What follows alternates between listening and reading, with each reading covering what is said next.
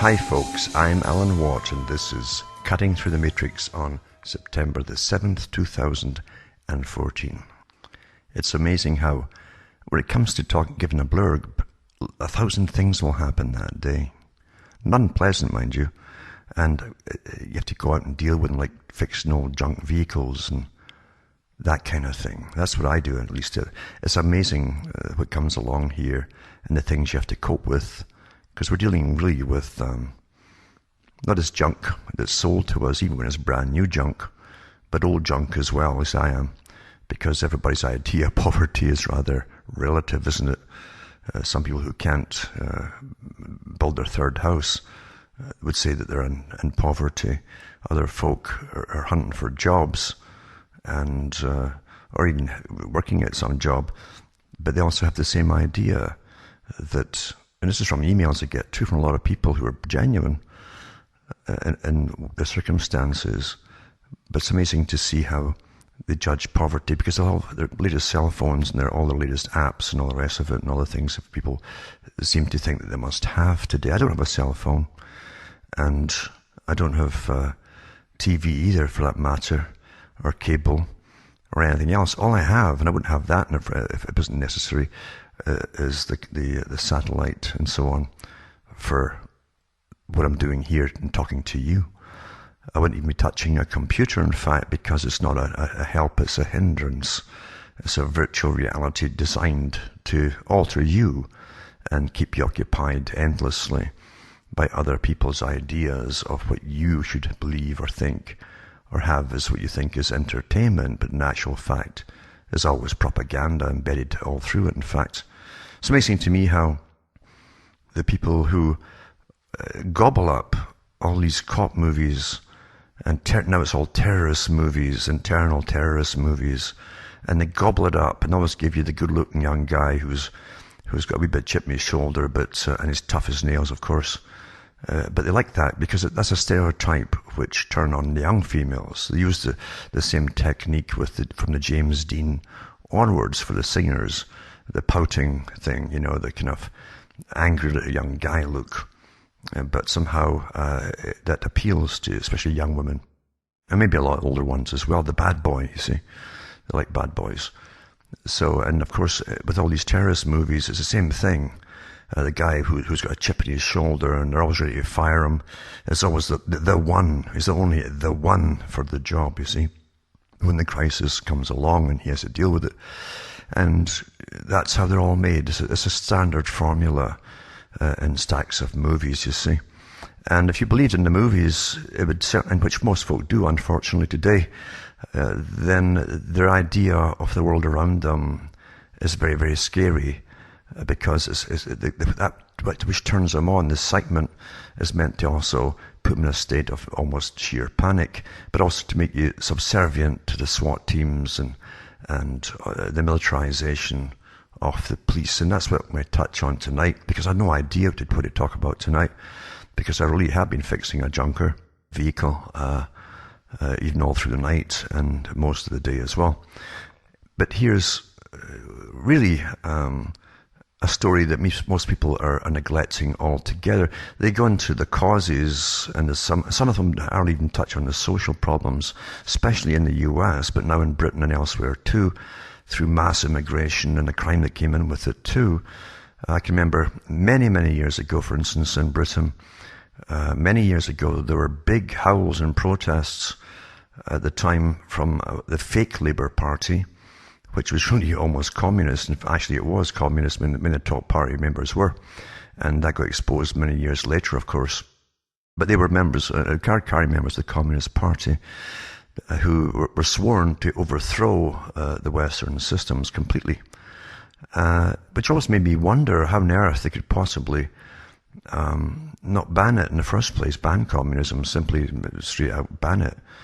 But they didn't, did they? Which made me start to think there's going to be something else going on here with communism, because why wouldn't they ban something that was going to destroy your whole way of life, even if it wasn't really designed by you in the first place? It's always by the dominant minority in every country and every system that owns the system. So why wouldn't they ban it? And of course, once we got into the reading very early on as to why the Soviet system got up and running in the first place, and then you find out that many of them who led and became generals and so on in the Soviet Union for the rebellion, for the actual Bolshevik rebellion, were trained inside the US and funded by big bankers like Bernard Baruch and Schiff, and a whole bunch of them were involved in the financing of the revolution to get it all going, and planning it and training the guys in terrorist activities, actually, to overthrow the existing system. No matter what your opinions happen to be on the existing system, the fact is the Western countries, the banking system that runs all of us, finance a system that was essentially terrorist. And this terrorist organization killed many millions right up until its end. And there's many movies out now, more documentary ones I should say, to do with, for instance, the Stasi system, when Eastern Germany was totally taken over by the Soviet system at the end of World War II. And the Stasi system was really a totalitarian system. Everyone was terrified of the Stasi. They were experts at bugging folks' apartments, rooms, everything. And all you had to do was to give an opinion on something that wasn't quite kosher, and away you just disappeared very, very simply and quickly dealt with. And yet here we are living through, since 9/11, this whole anti-terrorism nonsense in the whole West. This shouldn't have happened in the first place, because after all, when you think about it, the Middle East was pretty stable from the citizenry of the West point of view for an awful long time, regardless of who the West had put in power there, Saddam Hussein and these guys. But he kept the place stable, and these cities were first world cities, and they're all lying in rubble today. And of course in Libya too, we know what happened in Libya. They demolished the infrastructure. The West went in and disliked it in Iraq and plundered it for its oil, its water and its resources, and they're putting pipelines across the desert in different countries as we speak, and have been from the beginning of the war. So we're living through long-term agendas. I've gone through all of that stuff, that long-term agendas, from the New American Century Project and the group involved in it. And it's still going on today under Obama, beginning with Bush Jr. and going on under Obama. But even then, long before that, before they had the conflict with Iraq, before he invaded Kuwait, the big massive oil fields that were owned by the Western boys who set it up in the first place. In fact, Bush Jr., I think Senior too, were instrumental in that. Bush got his start, its training and how the world really works, as he was appointed to look after that for a while. Other characters involved, they always put them into oil systems, like Maurice Strong, same thing, the big UN guy, globalist, who was picked up by Rockefeller when Strong was young and groomed for his position as the environmentalist and all the other things he's planned. It really is a clone of George Bernard Shaw, the top socialist of the Fabian Society, and H.G. Wells too, because they laid upon the whole socialist agenda on the line, how experts would rule, the intelligentsia of the experts would rule us all, logically, supposedly, according to them, and decide how much of a population they wanted, who live and who would die. And you had to have a good reason why they'd allow you to live. There would be no unemployment because they'd either put you in jail or execute you. Very, very simple, if they couldn't retrain you. And they all gave the same pattern of dialogue and so on in their books. But as I say, Kuwait, I can remember before the invasion of Kuwait by Hussein, he had been complaining vehemently to the United Nations and to the West of these Americanized companies in Kuwait that were doing horizontal drilling, they called it, for oil. I think it was even in some of the science magazines, maybe even Popular Mechanics or something, where they showed you how these oil rigs could actually drill down and then do a horizontal turn and go underneath the ground into neighboring countries and suck out their oil. And Kuwait was guilty of that. It was discussed by Hussein at the time, to the British and American diplomats who said it was none of their affair, and that's why he went and invaded them. But of course, they wanted them to invade so they could get an excuse for the war, which lasted all through really Gulf War I and to the next invasion of actual Iraq itself. But it's still going on today as all these countries on the tick list of the New American Century group are being taken out. And they're not finished yet, by the way, because a lot of things are accomplished in war. Remember, Carroll Quigley said, we get more done in 5 years of war, he meant on the total socialist expert-driven agenda, than 50 years of persuasion and propaganda. And sure enough, that's what happens. That's why they're on a roll today for the 21st century and brought it in for the 21st century. And all these agendas have to be fulfilled until the lifestyle you're left with at the end of the century will have no resemblance at all to what went before. And there's many, many sides to all of this, all participating in this big agenda, the Millennium Project and all the rest of it, Agenda 21, etc.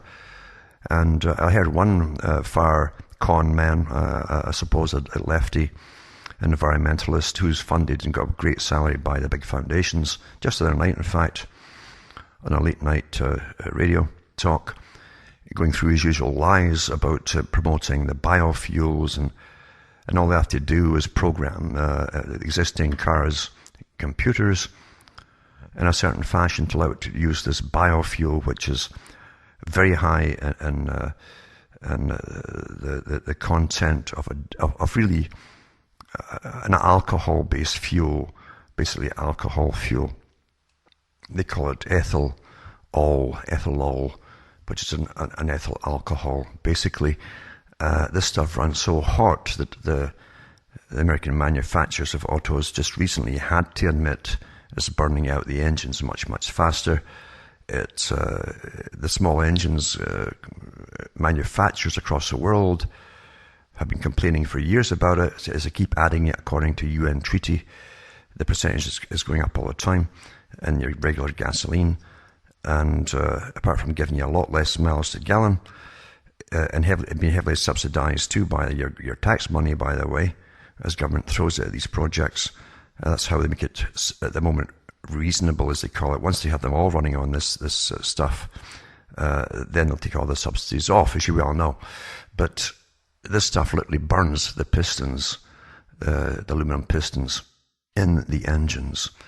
And if you take a new engine apart after using it for maybe 2 or 3 weeks, you'll find that all these pitting bits in it, where it's really, it just takes little pings off it and chunks off it, and you think it's been through 60 years of use. Of course, what they'll tell you is some of these cars, which are designed to take both fuels, or higher percentages, or you can put titanium particles in and various other particles in to strengthen them, etc.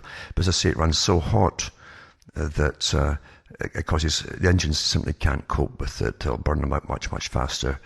You get less miles to the gallon, and what you also get a lot more water in your gasoline, because it attracts water, being almost a pure alcohol material, basically. Attracts it very heavily, water particles, and you rust out your tank and everything else in your lines much quicker. These are the things I don't want to talk about it. And I'm not saying that there shouldn't be other ways for better fuels and so on. I'm sure at the very high-tech side of things, they've got things which can work on very little or whatever at reasonable cost. But it's not intended that you have anything like that in your lifetimes, because, I mean lifetimes, like I'm talking about generations, because you've always been run by those in control. And believe you me, this ethanol racket is another con game being played upon the people, because they don't want you driving eventually at all, except those under Agenda 21, it states quite plainly, that have essential vehicles only. Essential being the law, civil servants, bureaucrats, police, ambulances, etc., because you're not. It actually says in the Agenda 21 program that you'll have no private vehicle. Remember, this is the 21st century we're in, folks. All this has to be accomplished in your lifetime. But what did come across quite interestingly enough in that talk, the pure propaganda talk that was on last night, what came across was also, through all the lies this guy was putting out there, deliberate too, definitely, what came across to me was how happy they are that fewer folk are driving. And he called himself also a millennialist. And the hostess, who was part of the con game, said, "What is that?" Well, it's the generation born from 1980 onwards.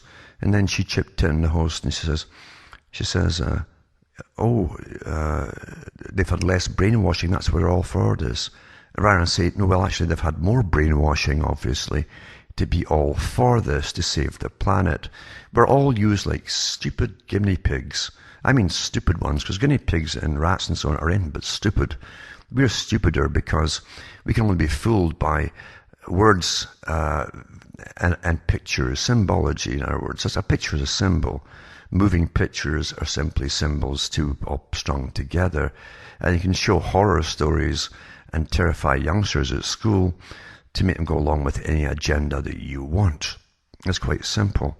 And then the constant propaganda barrage through regular media will eventually alter their minds. They're already persuaded, and they already have their default positions set in them when these topics come up. Every generation has had its own brainwashing, remember, and it's unceasing. Always grab the youth first, work on them heavily, and they're yours. They're yours for life, basically. They won't change their opinions, really. It's quite interesting.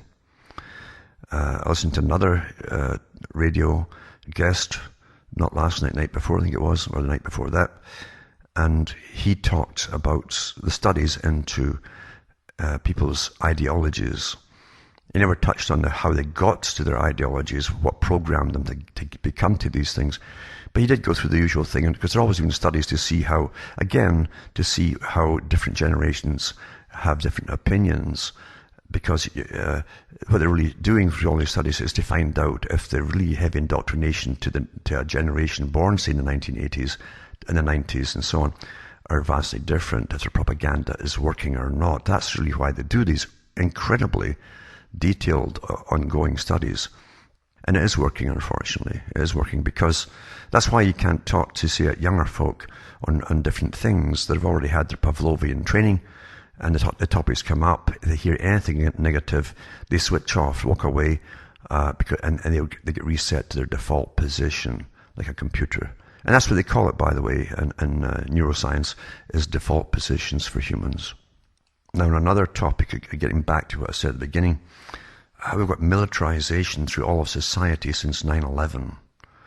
So many things that are so important. See, the details of the incidences that go on every day are really unimportant. It's collectively that are important, because you have to see what's behind them, not the things that happen or how they're portrayed as being happening, but the collectively, what is this group of things pointing to? What's the point and purpose of it, and so on. And I've looked at the US a lot, because they've had fairly unique problems for a long time, understood by many, mind you, as to why they've had various problems. You've had different groups in the US there, some who were marginalized at one point, other ones who came in with to run the Communist Party for the US, who tried to get other groups, minority groups, to lead revolutions, in other words, be used for revolutions, to get another agenda through. But it's always one group using another, you see. And many of the leaders of minority groups eventually caught on to that as to actually who was running them. It's quite an interesting story in itself, and that would take forever to go through the history of it. But this particular book was sent to me. And remember, I don't get money for plugging anybody's books. And I don't know I've never met the author or talked to the author or written to the author. But it's a book which is well worth getting a hold of. It's called Rise of the Warrior Cop, because this pertains not just to the US but to Britain, although it's mainly the US, what's happened in the US. You can see this mirror image happening in Britain and other parts of Europe today. And the book was by Radley Balko. his name is, Balko. And as I say, I get nothing for mentioning it, but the fact is, he certainly did his homework in getting the history of the US, going way back to its founding, and how the Constitution would constantly got changed and amendments and so on.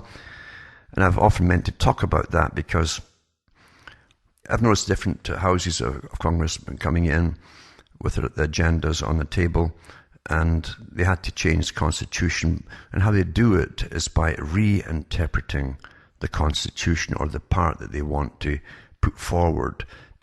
So they bring in the batteries of lawyers who go through it in a almost Talmudic style and find out, well, this word could also mean that, and this phrase could also mean that. And no matter how they stretch it, they'll get what they want, you see. And that's their job. That's what they do. But this particular book says in the cover, it actually says in the cover, the last days of colonialism taught America's revolutionaries that soldiers in our streets bring conflict and tyranny. As a result, our country has generally worked to keep the military out of law enforcement. But according to investigative reporter Radley Balko, over the last several decades, America's cops have increasingly come to resemble ground troops. The consequences have been dire. The home is no longer a place for sanctuary. The Fourth Amendment has been gutted, and police today have been conditioned to see the citizens they serve as an other. And then it says, an enemy. Today's armoured-up policemen are a far cry from the constables of early America, the unrest of the 1960s, and so much to do with that isn't touched in the book as to why the unrest in the 60s was going on, really. And that's the story of those who are trying to get minority groups to start revolutions and use them. Anyway, it says here that the invention of the SWAT unit in the 1960s, which in turn led to the debut of military tactics in the rank of police officers. Nixon's war on drugs, Reagan's war on poverty, Clinton's COPS program, the post-9/11 security state under Bush and Obama. By degrees, each of these innovations expanded and empowered police forces, always at the expense of civil liberties. And these are just four among a slew of reckless programs. In Rise of the Warrior Cop, Balko shows how politicians' ill-considered policies and relentless declarations of war against vague enemies like crime, drugs, and terror have blurred the distinction between cops and soldier. His fascinating, frightening narrative shows how over a generation, a creeping battlefield mentality has isolated and alienated America's police officers and put them on a collision course with the values of a free society. Just to review a little of the book, I'll mention that on page 206, Rise of the Warrior Cop, it says in 1989, a friend asked Peter Kraska if he wanted to tag along for a U.S. Coast Guard exercise on Lake Erie. Kraska is a criminologist at the University of Eastern Kentucky. His students describe him as demanding, whip-smart, and in the words of one female student, a strangely hot lumberjack. He agreed to go along, mostly out of curiosity. While on the trip, Kraska learned the Coast Guard worked closely with the U.S. Navy on drug interdiction efforts. The Navy itself would intercept boats or ships that fit drug courier profiles, but would then have Coast Guard personnel on board to conduct the actual searches, seizures, and arrests.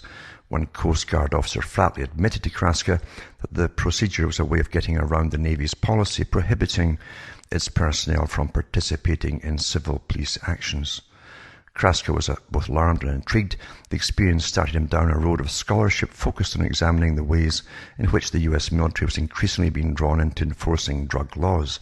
In particular, Kraska began looking into indirect militarization, the rise of SWAT teams and other paramilitary police teams, what might be called the criminal justice industrial complex. And that's a big one because in this book, he goes through the amount of money that's been spent to by your tax money, actually, to buy all the used equipment, and much of it too, this used equipment, heavy artillery and various other things, is not that really old. Anyway, it says, and the increasing intensity to public officials to address social problems, very important. Public officials addressing social problems with martial military, in other words, rhetoric and imagery, to suggest that military-like solutions, from the wars on crime and drugs to the heavy weaponry and vehicles that police were beginning to use, the proposals that juvenile offenders be punished in boot camps. I remember in the 80s, actually, in all Western countries, that suddenly became popular to get young offenders into these militarized boot camps run by ex-military personnel. Anyway, Kraska obtained funding to conduct 2 broad surveys of police departments and their use of SWAT teams. His resulting report systematically documented a previously unheeded 2-decade insurgence of militarism into just about every city and county in America. The numbers were staggering. By 1995, 89% of American cities with 50,000 or more people had at least one SWAT team, double the percentage from 1980. Among smaller cities, population between 25,000 and 50,000, 65% had a SWAT team. By 1995, a 157% increase over 10 years. Nearly 20% of all police officers in these towns served on the SWAT team, a phenomenon that Kraska dubbed the militarization of Mayberry. By 1995, combining these figures for cities and towns, 77% of all American cities with over 25,000 people had a SWAT team. Kraska then asked police departments that had maintained SWAT teams going back to the early 1980s to report how many times the teams had been deployed over the years and for what reasons. Again, the numbers were jaw-dropping. In the early 1980s, the aggregate annual number of SWAT deployments was just under 3,000. That's them being sent out. By 1995, it was just under 30,000, from 3,000 to 30,000 deployments. In 15 years, the numbers of annual SWAT team deployments in America had jumped by 937%. Some SWAT teams, Kraska found, were conducting up to 700 raids per year. What was precipitating the surge in SWAT activity? The drug war, almost exclusively. That's the answer that was given. It says, Logan, Utah is a typical example of the phenomenon. As of 2011, the city had just under 50,000 people, hadn't had a murder in 5 years, and had recently been rated the safest city in America. Yet, since the mid-1980s, Logan has had its own SWAT team. Because I ask, but what does a SWAT team do in a city with no violent crime? It creates violence out of non-violent crime. And it says, this is a quote, it says, we haven't really had a whole lot of barricaded subjects, and certainly we haven't had an active gunman shooter, department spokesman told the local paper, but it was nice to have the SWAT team around just in case. In the meantime, he said, it's mostly used for assistance on high-risk search warrants. High risk meaning all or most drug warrants. We've destroyed some doors over the years that maybe wouldn't have gotten destroyed if there wasn't a SWAT team, but that's all in the name of trying to make a high-risk situation more safe for everyone.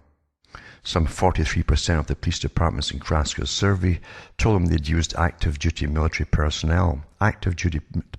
military, to train the SWAT teams when it first started, and 46% were training on a regular basis with active duty military experts in special operations. Usually the Army Rangers or the Navy SEALs.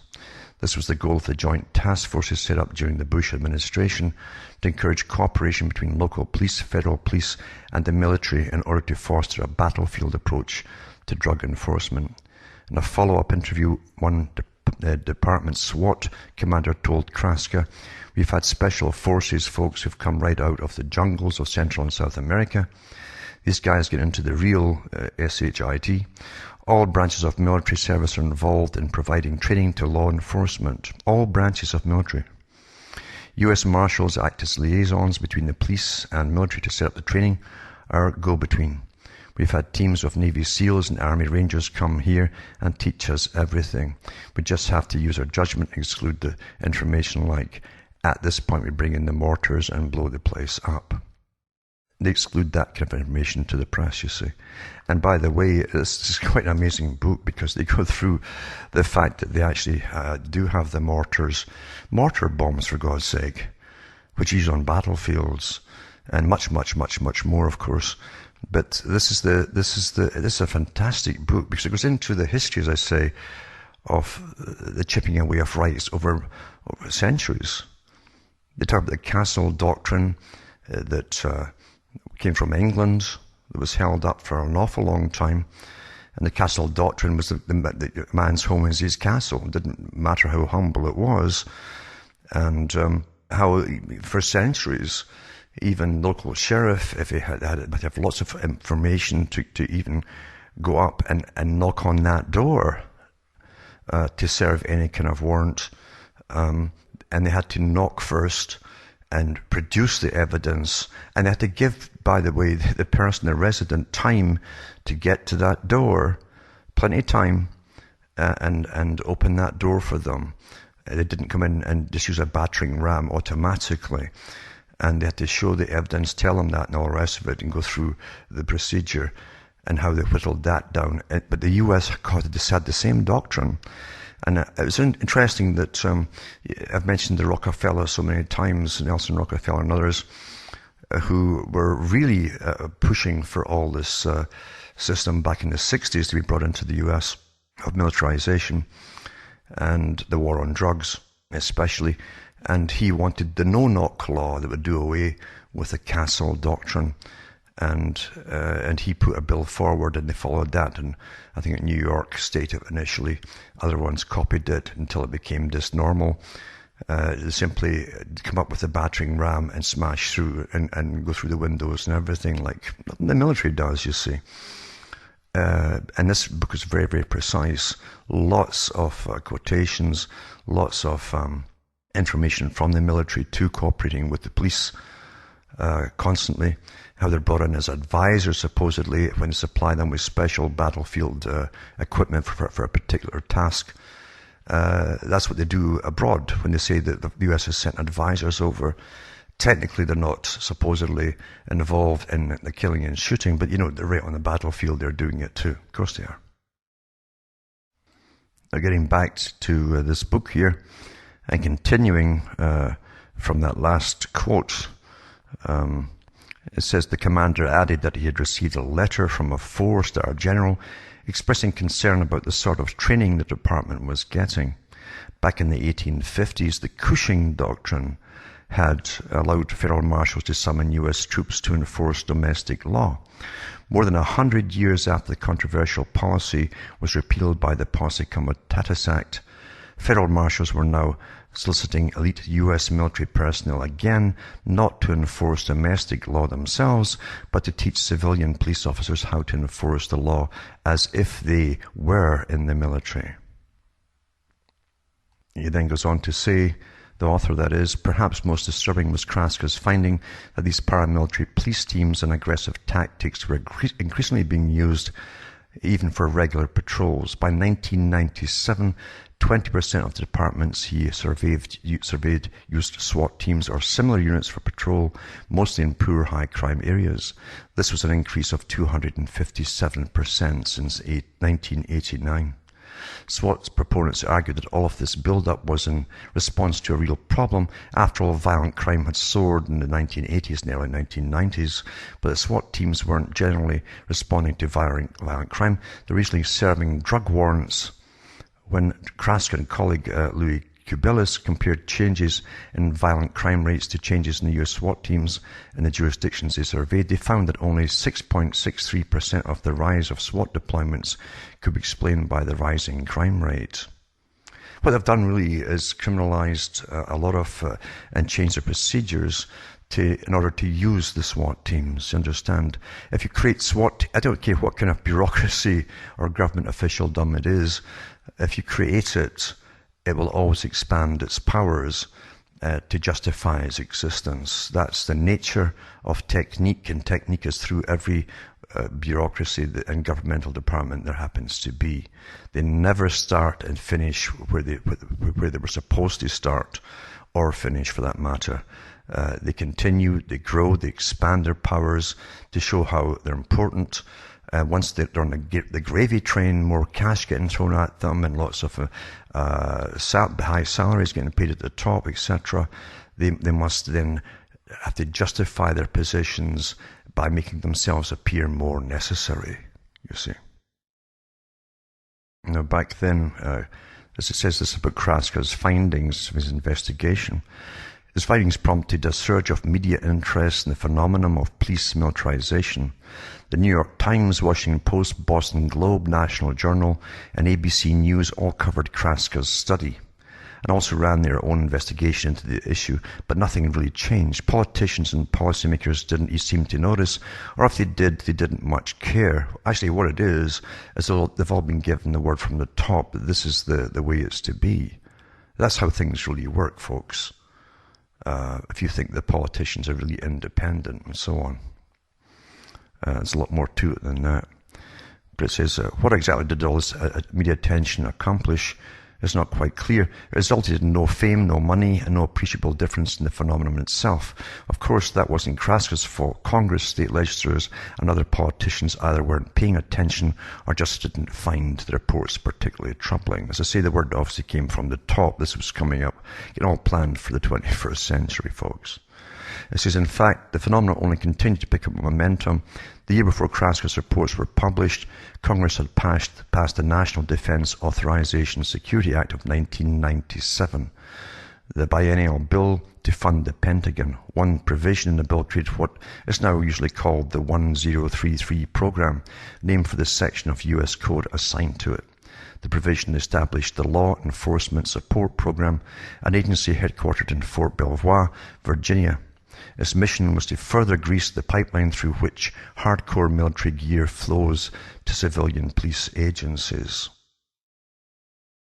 This goes on to talk about Kraska talking to two elite department or military personnel who were training cops. And the cops said, here, you got a chance to talk to them before the police turned up for their training.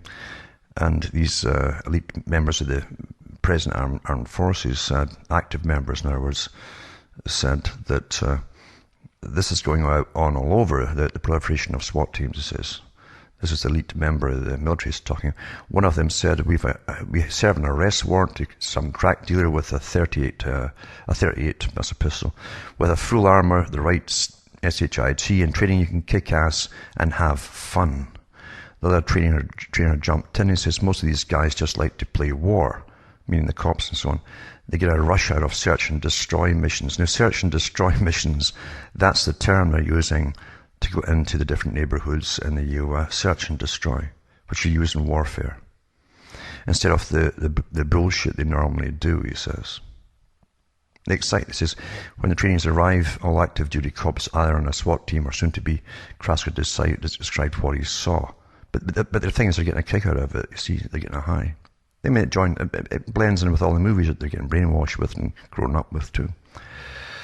And Kraska described what he saw when the active duty cops came in. Several had lightweight, retractable combat knives strapped to their belts, just like they'll see on the movies. 3 wore authentic army fatigue pants with t-shirts. One wore a t-shirt that carried a picture of a burning city with gunship helicopters flying overhead and the caption, Operation Ghetto Storm. Another wore a tight black t-shirt with the initials NTOA for National Tactical Officers Association. A few of the younger officers wore Oakley wraparound sunglasses on heads that supported either flat tops or military-style crew cuts. You see, you're dealing with, folks, your police are now a military force. Now, this part here is awfully interesting because this Kraska, who's a professor, remember, who studies these phenomena, he says most interesting are Kraska's observations about his own state of mind during the training session. There's a point in his narrative where one of the trainers asks him if he wants to take a turn with an MP5, that's a little submachine gun. Kraska is reluctant, but after some prodding, gives the weapons a try. Remember, he's there as an observer and doing an official a study, you see. And he says, and he was, I don't know if he's pacifist or what, but he says, I fired at a body-sized target, and just as this officer surely anticipated, I made all the mistakes of someone who'd never fired an automatic. He took some ribbing and then was surprised to hear himself defending his masculinity to the group of virtual strangers by pointing out that he had grown up hunting with shotguns. Presented with a shotgun, he then redeemed himself with what he called, this is Kraska, the guy who's investigating this, he calls a personally satisfying demonstration. Kraska found himself working hard to fit in. He says, you understand, I've mentioned this so much before, how this bonding process gets you militarized. It doesn't matter what you join, whatever club you join, you're now part of a group. You're the in group. It's a social phenomenon. It works with higher mammals too. So it's very, the big boys know how to use this intensely, especially on young people, and how to make them conform and have them obedient to the group until everyone outside the group is literally that, an outsider. You're one of them, you see. And that's what elitism is all about. But it says here, so here's Kraska finding it happened to him, and he's observing himself as he's doing this. So he showed off with a shotgun in front of them, defended his masculinity by the jokes that come along with it, you see. And he found himself working hard to fit in his training session and win the approval of the officers, even though he was there as an observer and likely would never see them again. But here's the part, he also felt a rush of power. Awfully important, this. And this is what he said about that. I had an intense sense of operating on the boundary of legitimate and illegitimate behavior. Clearly much of the activity itself was illegal, although reporting it would never have resulted in it being defined as criminal. I felt at ease and in some ways defiant. You get that power rush. I've had this experience in the past when field researching police officers, and I realize that in a sense I am basking in the security of my temporary status as a beneficiary of state-sanctioned use of force. This is likely the same intoxicating feeling of autonomy from the law that is experienced by an abusive police officer. On a personal level, what disturbed me most was how I, as a person who had so thoroughly thought out militarism, could have so easily enjoyed experiencing it. This study illustrates the expansive and seductive powers of a deeply embedded ideology of violence. Now, this book goes through various presidents and how they keep adding more and more to this militarization program of the police, domestic police, by giving new bills out there and so on for their war on drugs, etc., etc. It's now the norm. Remember too that this all, interestingly enough, coincided being set up years ago in preparation for what would become during Nixon's time as the threat of internal rebellion, for instance, when he started up FEMA, etc. But since then, the long-term planning that I see in all of this is incredible. Long before 9/11 ever came along, in preparation for 9/11, in order to... How else could you get the whole agenda for the 21st century through? Massive agenda. With all social aspects changed. And social behavior, everything, the way you view everything, can change for everybody.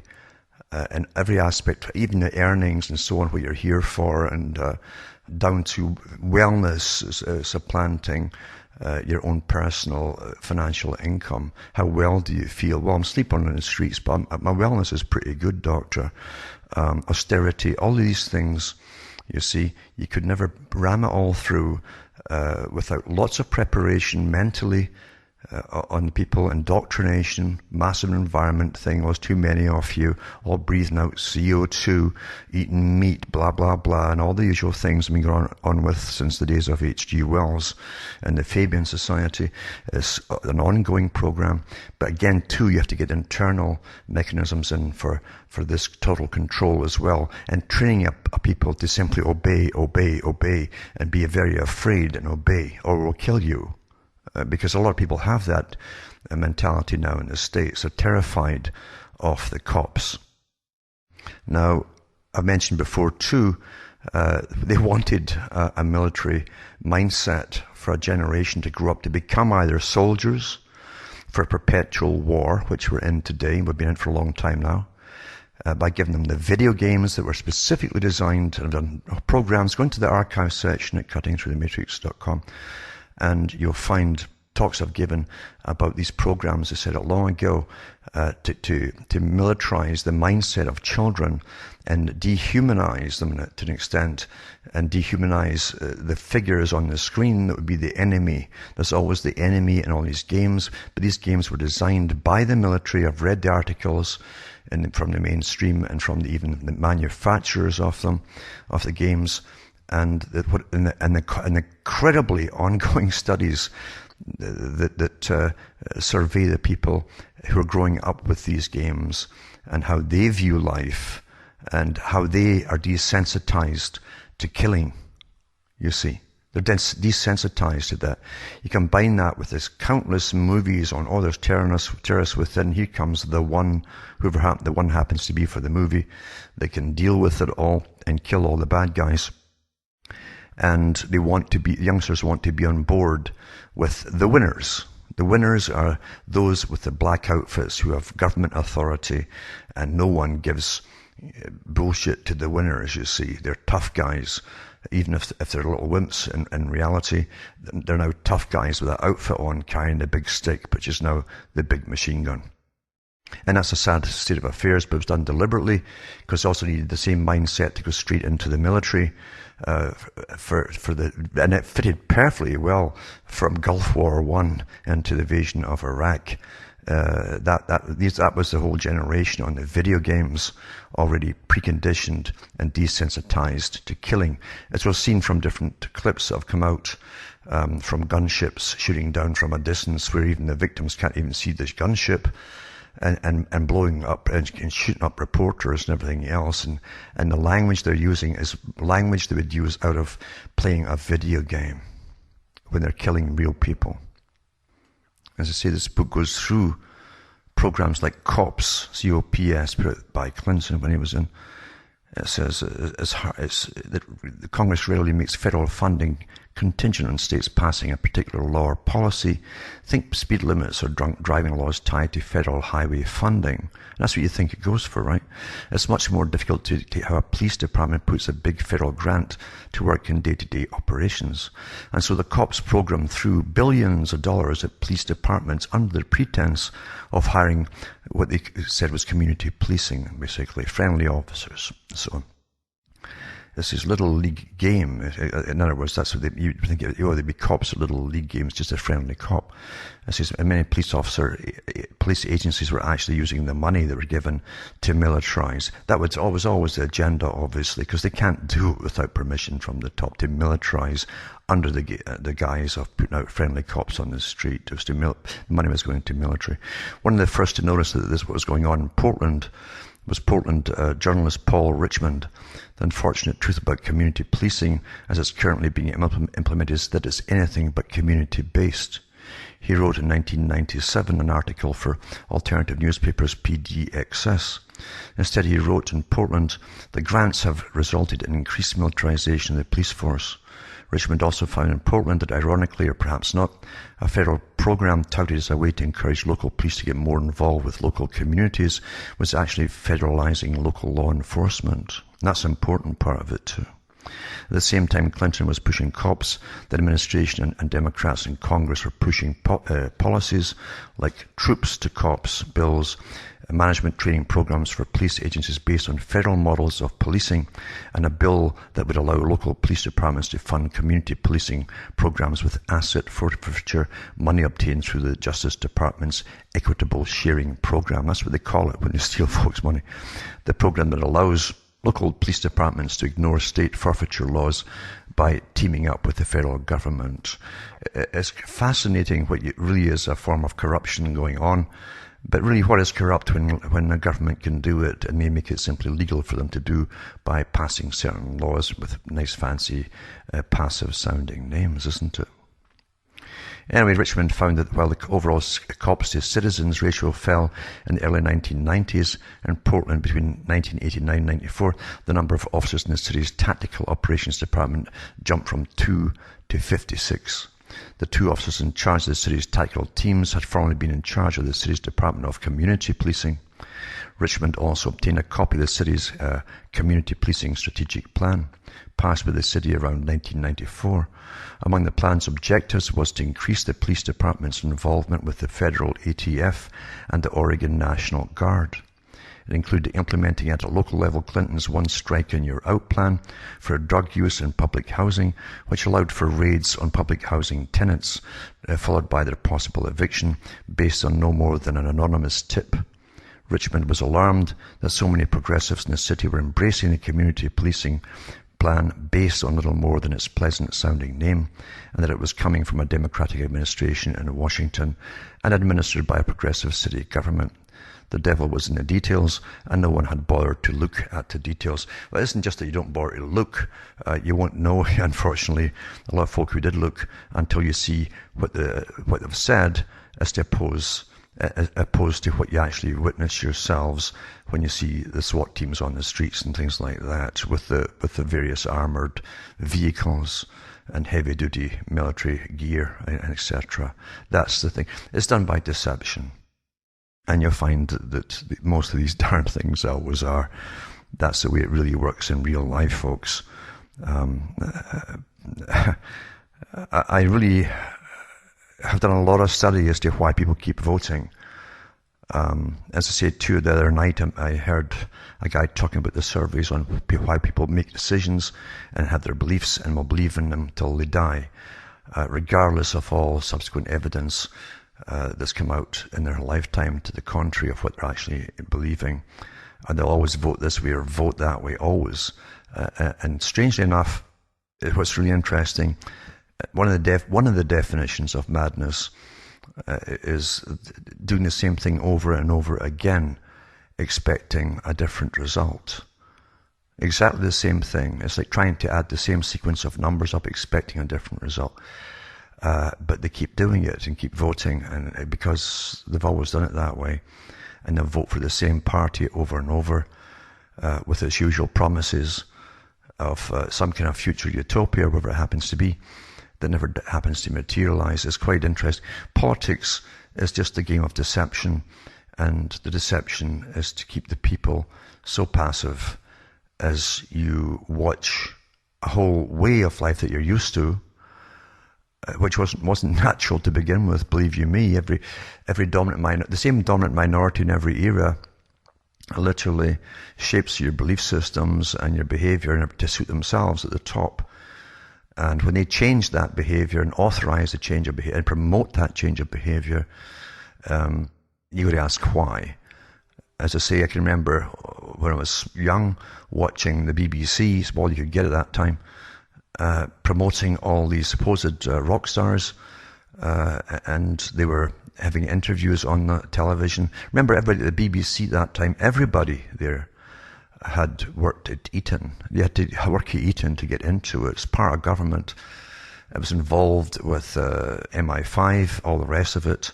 Still is to this day that way, MI5 and so on. A big propaganda department. And Adam Curtis has already said in one of his talks, his very good documentaries, they gave the people the culture of, say, the 50s and 60s, and before that, the culture that they wanted the people to have and the behavior, but then they changed it for the 60s. And then they promoted, as I say, I can remember the guys falling off seats being interviewed, these supposed stars that suddenly came on the scene. Literally, and the interviewer doing in his Oxford accent, his he, aren't we naughty kind of deal. And that's what was pushed out for the youngsters to idolize and copy. That wasn't a mistake, folks. Nothing is a mistake in the culture industry. And the promotion of drugs was done from the top, completely the top in the US, and through movies and TV and all the rest of it as being awfully cool. We also know during the Clinton time there was big scandals about the drugs coming in from Latin America to me, Arkansas. The CIA involvement came out. We know that the drugs for guns scandal with Colonel Oliver North, that came out, and little bits were allowed to be broadcast from the congressional hearings. And it's incredible where it's been authorized to be sold on the American streets to get money for another operation that the Pentagon's up to youngsters in the streets. And here you have at the same time the rise of the SWAT teams to supposed combat it. Who's the bad guy? The guy who's smoking a joint somewhere. Meanwhile, as I say, the drugs for gun scandal or guns for drug scandal was bringing in cocaine and heroin to be sold to the youth throughout the US, and no doubt some of it would get to Canada as well. By the special forces were involved, the CIA, the Pentagon, and all. For goodness sake, and this isn't a conspiracy theory, it was fact, folks, and it did come out during the congressional hearings. And but it was for a good cause, you understand, because they needed to get these guns to somebody else for another uprising. I mean, you understand there's a bigger game here, because those at the very top are not stupid. If they're bringing in drugs and to sell on the streets to get cash for operations, and at the same time promoting your tax money to supposedly fight the drugs by you and militarizing the police at the same time. This falls into a big long-term goal, folks.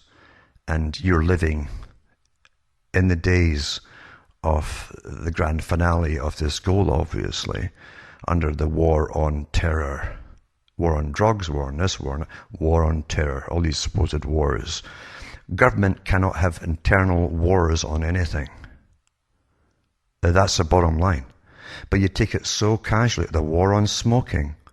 Get it normalized. Get it normalized in your vocabulary, your thought process, and so on.